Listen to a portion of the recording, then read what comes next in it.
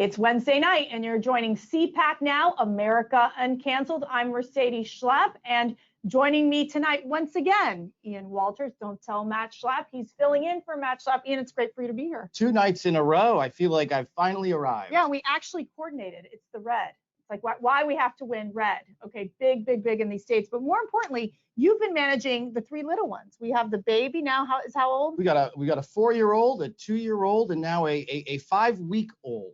And as I tell Ian, with the 3rd kid, you don't remember a thing. You're not even going to remember like the next 2 or 3 years of your lives because you're so busy. You know, the joke is we've moved from a man-to-man defense and switched to a zone.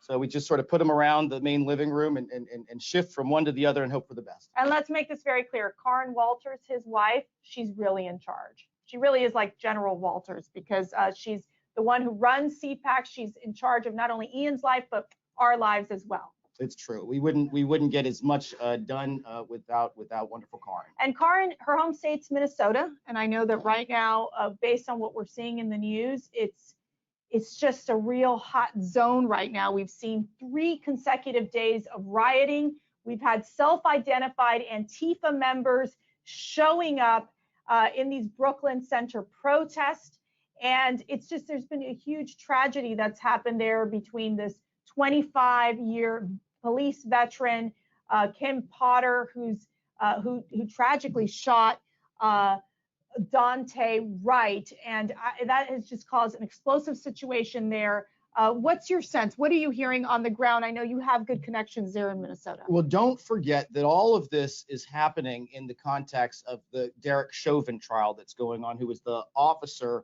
who was been charged with murdering George Floyd. That, of course, happens this summer. So it's not just 3 days of rioting.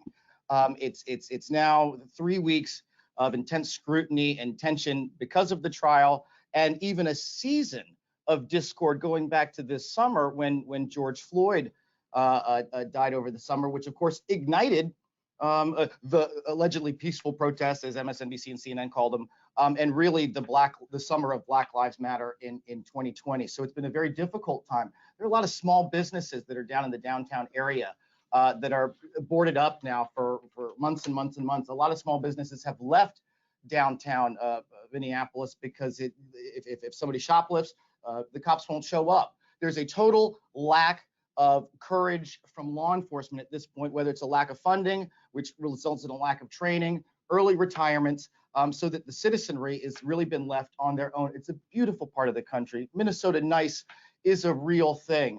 And you know, I think there are a lot of conservatives who might agree that there are in fact 2 systems of justice in America. We said it all day when it came to Hillary Clinton.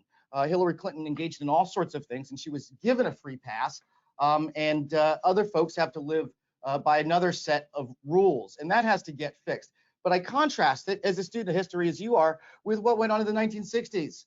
These were legitimately peaceful protests, nonviolent protests, and something's happened since then that has given flavor to a lot of these left-wing activists to begin torching buildings, setting things on fire, behaving destructively, and that's not a good thing. And I think that what you lose is a peaceful dialogue. It's a dialogue finding common sense solutions. Instead, they use violence and fear to try to get to a solution. It's very odd. And, you know, I have to say, Republicans like Senator Tim Scott, I know President Donald Trump was also part of this.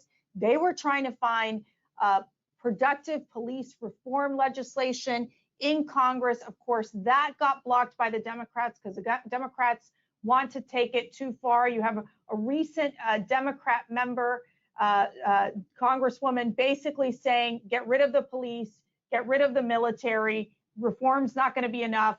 Just move. What are we moving to? Anarchy? I don't know what the solution is. Yeah. You've got a bad governor in Tim Walz. You've got a weak mayor of Minneapolis. You have Ilhan Omar whipping up a frenzy with all of her constituents, calling for defund the police, straight up anti-Semitism, anti-Americanism. People need to recognize there's a better way to go. Well, let's shift gears to one of the neighboring states of Minnesota, that North Dakota. There's actually some action happening there. We know that we're going to bring in to join us here today our Executive Vice President, Dan Schneider, who's been following what's happening in the North Dakota legislature. Dan, thanks for being here with us. Mercedes, good to be with you.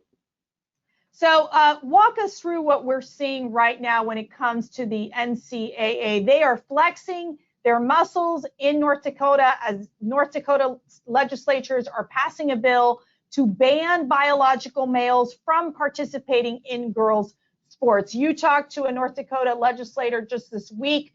What is their sense? What did they tell you? What is going to happen in North Dakota? Well, North Dakota is one of several states that is passing legislation to protect girls' sports. Girls should not be forced to compete against boys. Women should not be forced to compete against men. And North Dakota is one of several states now that is pursuing this. The legislation has been worked out in the legislature. Both the House and the Senate in North Dakota passed the bills. Now the bills have been conferenced. That means that any changes were harmonized. So now they're going to final passage today in the House of Representatives in the Florida legislature, or rather the North Dakota legislature. I spoke with Representative Kathy Strach, one of the lead sponsors of the bill, and she knows that the NCAA, which for many of the listeners, they might think have positive thoughts about the NCAA because they like watching men's basketball or football on television. But the NCAA has turned into a radical left-wing organization, and they are threatening North Dakota just like they threatened South Dakota and other states with economic harm. It's a terrible thing that's going on.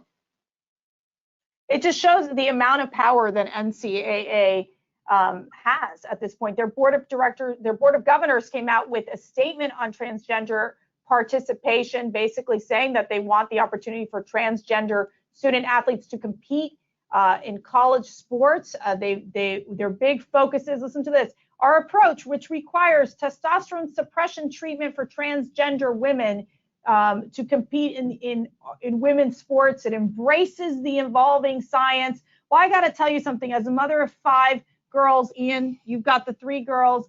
You know, one of my girls is really competitive athlete. She told me the other day, she goes, Mom, if a biological male plays on my lacrosse, plays against me in lacrosse, there's no way we can compete. And so these girls are losing out on scholarship opportunities. It's a disgrace. But what did ACU do? We just announced the Center for Voters and their voices. We are all also sending a letter. Tell the audience, Dan, what's in the letter? What are we asking for? Well, we've put every corporation in America on notice that it's their job to make profits, to mind their shareholders, to make sure that they're providing employment opportunities, but to stay out of the business of social engineering. We sent that announcement out a couple days ago. This morning, we sent a letter to the president of the NCAA, Mark Emmert, cautioning him to stay out of these state legislatures. And Mercedes and Ian, just one really important and critical thing. Major League Baseball, the NCAA, they both have the same problem. They are monopolies, and they are protected. Their monopoly status is protected. But just last week, the U.S. Supreme Court heard the case about whether the NCAA is operating illegally, conducting an illegal monopoly. So it's not a surprise that the NCAA now is trying to curry favor with the radical left. They are trying to protect. Balance for our audience. I mean, I'm getting the sense that the NCAA is not that concerned with social issues or the rights of transgender athletes.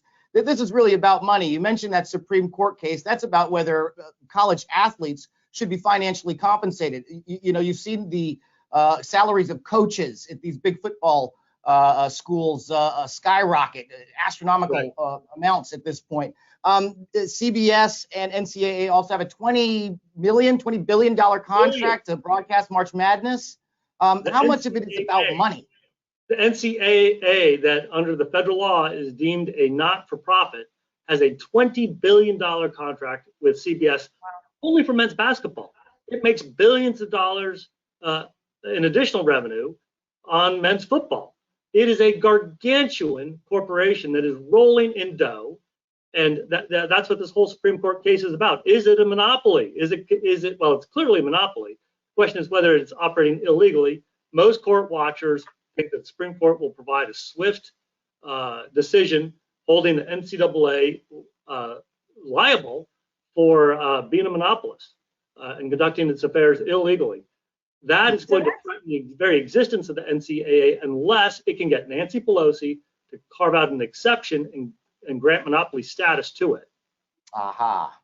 So this gets even more interesting, Dan, because you've just seen Senator Ted Cruz this week, along with Senator Mike Lee and Senator Josh Hawley. You know, they're calling for, in shifting gears, calling for the removal of Major League Baseball's immunity from antitrust laws. This is obviously an area that you're very familiar with, and what we've seen with Major League Baseball, similar to NCAA, is the fact that they do really, there is no competition. It's just them. So they have all this power. They've abused their power. And when you have Major League Baseball taking that all-star game from Atlanta to Denver, it just shows how powerful these people have become. These corporations, these nonprofit organizations have become in causing economic harm in these Republican states. So what do you think about what the efforts of Senator Ted Cruz and his colleagues are doing to basically remove MLB's immunity from these antitrust laws? Right. You know, it was decades ago that the U.S. Supreme Court granted Major League Baseball monopoly status and not subject to the Sherman Antitrust Act. The U.S. Congress created a carve-out position for the NCAA to be the only provider of major college athletics. So when we call them monopolists, they literally are, and they've been given monopoly status by government. Of course, as conservatives, we do not believe in monopoly status. We believe in competition. But and so of course, Ted Cruz and Mike Lee are on the right hunt. There's no reason why Major League Baseball should be a monopoly. They should have to compete just like every other business does. It also tells us another thing. Every one of these big corporations that is attacking traditional American values today, they have something to protect. They've got corporate welfare payments that are coming their way. They've got tax exempt status. They've got monopoly status granted by government. They've got regulators that are protecting them from competition. It's not a surprise that these big corporations are now trying to curry favor with the radical left, with the Biden administration, with Nancy Pelosi and Chuck Schumer, because they want to protect what they've already got. And some of them, even in the case of getting bailouts and subsidies from taxpayer dollars, that is not appropriate in this day and age if that's where we're headed. I'll tell you that. We should not be bailing out woke corporations. Mercy, I'm going to pull a Major League Baseball move here and pick us up from the Dan Schneider studio and take us all the way to Colorado, where we're joined by our friend, former member of Congress and ACU board member, Eagles Wings Ranch's own Bob Beaupre. How are you, sir? I'm good. Thank you, Ian. Nice to be with you and Mercy and Dan. You going to go to the All-Star game, man? No. Yeah, me neither. No. We might need you in Georgia, Bob. We might need you in Georgia if we do an event there to help support the economy in that state, considering that they're getting, destroyed by Major League Baseball. But let's bring you into this conversation. We know now that American Conservative Union, we just launched this center for voters and to protect voters and protect their voices. Now we're reading, and it was just a Breitbart story that just popped up today, that Wall Street firms, multinational corporations, and giant law firms are teaming up with the Brennan Justice Center, which is heavily funded by the billionaire George Soros, to pressure states against reforms to their election process. I am telling you, this is scary, Bob. So can you tell us what this means, having all these corporations linking up to this Soros-funded group? Well, there's the old saying, if you can't make the rules, you got to play by them. These guys don't want to play by the rules. They do want to make up the rules. And Soros has been at this for a long, long time. He does not love America. He does not love a free market system. He loves radical leftism. And he and his ilk, of which there seems to be a growing population among corporate America, which pains me to say, I never thought I would see that day. But corporate America is caving to this wokeism nonsense that's out there. And, common sense. And for that matter, this is all supposed to be done in the name of social justice. This has nothing to do with justice. It has to do with tipping the table in their direction. and changing the rules if they have to, and in most cases they have to. As Dan articulated very well, this Major League Baseball situation, moving the All-Star game, and what's happening in the NCAA, especially regarding transgenderism and letting biological males compete against biological females, and how smart do you have to be to figure out that that's not fair? It's just intrinsically wrong, and to suggest that somehow this fits into the rubric of social justice is pure utter nonsense. And I think most people in America understand that, but the left is intent on doing what they've done well for a long time. I'll put well in quotes, and that's overwhelming common sense with a different message, to where some people think, well, maybe I must have been wrong about that, and I better get in line. That's why it's important, I think, for folks like us, the American Conservative Union, the Center for Voters and Their Voices, to make that case, to make the other case, the common sense case, the traditional case, yes, the Judeo-Christian case of what's right and what's wrong, and uphold the values that always made America the greatest country on God's green earth.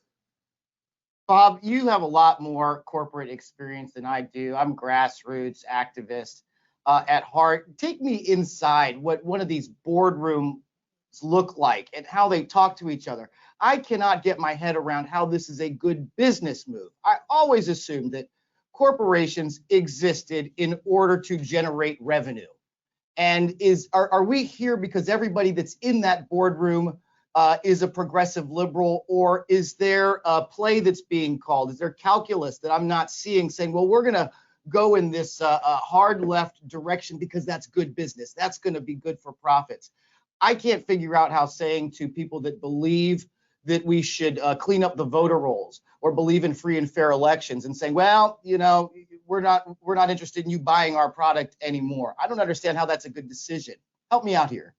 Well, as a quick aside, let me point out one of the many hypocrisies of what Major League Baseball did in moving the All-Star game to Denver. Again, supposedly about social justice. Major League Baseball hurt the very people they're supposedly out to help. Those small business people, the minority community, of which Atlanta and Georgia is heavily minority. They got about a 51%, from what I've read, black population. Colorado's got about a 9%. And if you're saying, well, that voting reform that they did in Georgia was all out of whack, and we're protesting that. Colorado's laws are very similar to what Georgia has. We require an ID as well. And it was the ID requirement that seemingly put people over the top, which I don't understand. If I go to my local grocery store, I have to show an ID to prove my age to buy a bottle of NyQuil, for heaven's sakes. And for the greatest privilege of being an American citizen, the right to vote, we can't request an ID. I mean, it's just bizarre. So let's go back to your question, Ian, about the corporate boardroom. I don't want to get too biblical on you, but I guess with this crowd, I think I probably can. I've been studying during the Easter season, during Lent. I've been studying the Bible and the Gospels pretty intently, and we learn through that one of the things that the Romans, probably any powerful seat of power, in this case the Roman Empire, one of the things that they abhorred the most in the nations that they had conquered was any kind of civil unrest, any sign of protest, rioting, crowd noise. So what is Black Lives Matter, Antifa? What has been their modus operandi? And we've had all kinds of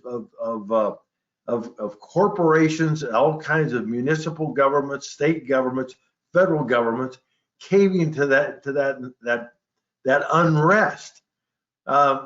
What you're seeing from corporate America, I think, is just that. It doesn't make good sense, Ian. It doesn't make good long-term strategy. But what they don't want is a headline in the paper that there was a protest outside my store, my front door, that somehow I'm in the news as a bad guy. So they think that they can buy off or avoid that kind of bad headline by caving to this wokeness. It's absolutely absurd. You know, that's like, brilliant, Bob. The corporate empire requires, in order to sustain itself, requires to submit to the angry mob. That's absolutely brilliant. Exactly what they're doing over and over and over again, and forsaking common sense, traditional values, the long-term vision, however we want to characterize it. But it's anti everything that I think most of us, whether you're whichever side of the political spectrum you're on. I mean, the corporate boards that I ran, we had some liberals and we had a lot of conservatives, and but we all bought off on a common strategy, what was best for us. That doesn't seem to matter anymore, and part of it is driven, especially in these big public corporations, by the almighty dollar. The fear of anything, any activity, any headline, any news item, anything impacting their stock price, because most of these companies are run on what Wall Street say about us today, or at most this quarter. Bob, they don't want the bad news story, but they have to remember that half of America believes in these American values. Dan, just give us 30 seconds on what the Center to Protect Voters and Their Voices, what is it going to do? Well, we need the help of our listeners. It's going to do three main things. First, it's going to expose what corporations are doing with the radical left, because the radical left is in abusing our election laws. They've taken powers. People need to understand how the radical left is suppressing their voices because of the last election. Two, we need to uncover the evidence of what really happened in that election. And we are going to be collecting the evidence in all those courtrooms and courthouses that was never reviewed. You know, scores and scores of cases that were dismissed without looking at any of the evidence. And then, of course, the third thing we're doing is actually working to reform the election laws so that those laws support one person, one vote, so that legal voters are not disenfranchised. And we need, go to conservative.org. You can read more about what we're doing. You can go to conservative.org, find a link to our center. You can find our statement that we just sent out 2 days ago, broadly talking about our effort against the corporatists. And then the NCAA letter is going to be posted today as well. Yeah, so we don't want to be the angry mob, and I know a lot of you people out there are angry, upset of what the corporations are doing, how they are marrying themselves off to the far left. We want to be the smart mob. We want to be the ones who get activated and really channel our resources and channel our talents to ensuring that we can stop the left. This is only going to happen if we can get the center going and ensuring that we can make an impact. And we know here at American Conservative Union and at CPAC, that's always our goal, getting the grassroots activists ready to go. Stick around for the next segment. We'll be joined talking about the southern border crisis by DC Washington Examiner's Homeland Security reporter Anna Giaratelli, Dan Schneider, Executive Vice President of ACU, Bob Beaupre, our board member. Thank you so much for joining us, Bob. Next time you're here in DC, I got something for you, and it's not NyQuil. Stick around. We'll be right back after this short break.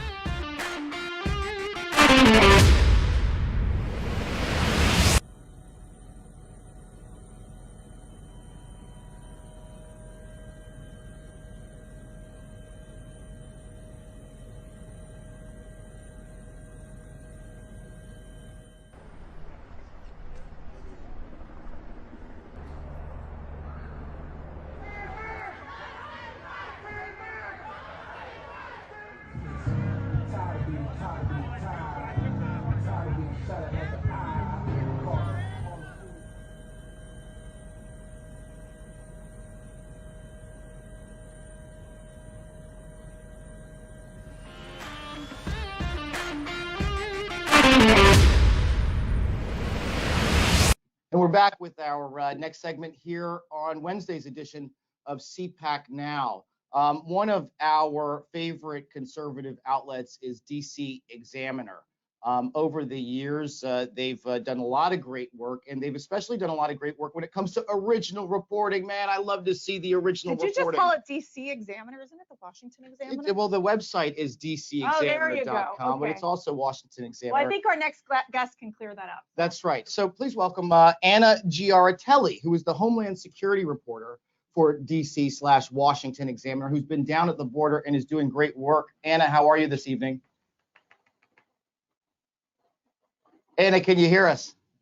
I can hear you now, yes. Oh, great. Thanks for joining us. You got a great scoop here in the past couple days about Joe Biden's Health and Human Services Department awarding a nonprofit group essentially, spending millions and millions of dollars to put up these folks who are crossing the southern border illegally in hotels. And a lot of these facilities are remaining empty, the actual facilities that are supposed to be housing these families. Instead, we're spending money at the Hyatt and at the Omni Shore and whatever else hotels are at. What was the scoop that you got, and tell us why it's important?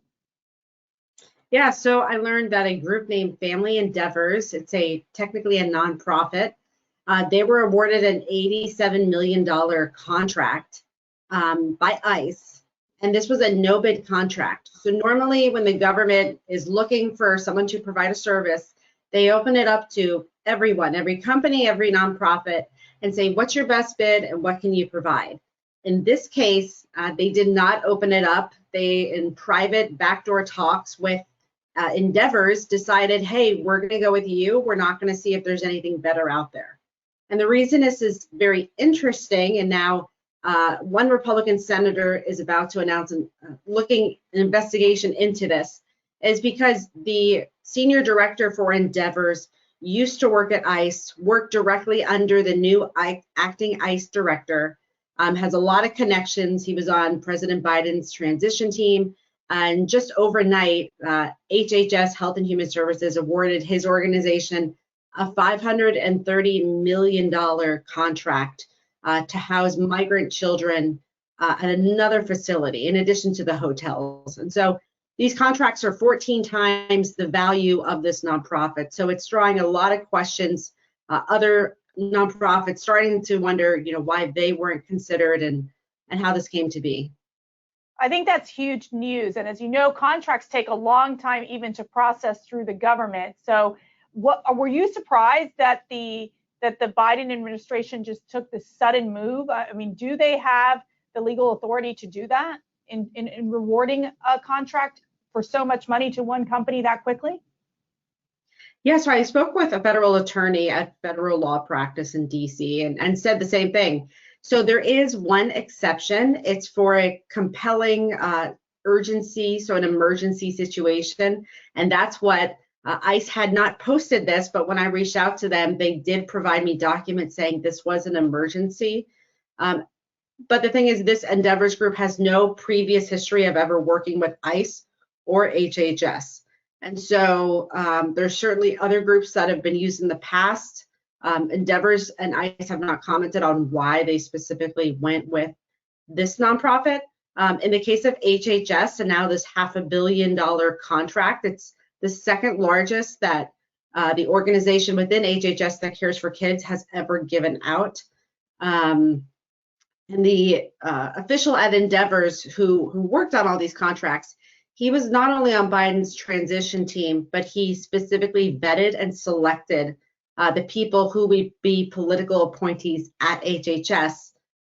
2 months later, he receives a $500 million contract from HHS. So I think it's something that's just breaking, really, just coming on your program, and it's really fresh news. I think there's going to be a lot of Republican lawmakers looking to really go into this and see what's happening.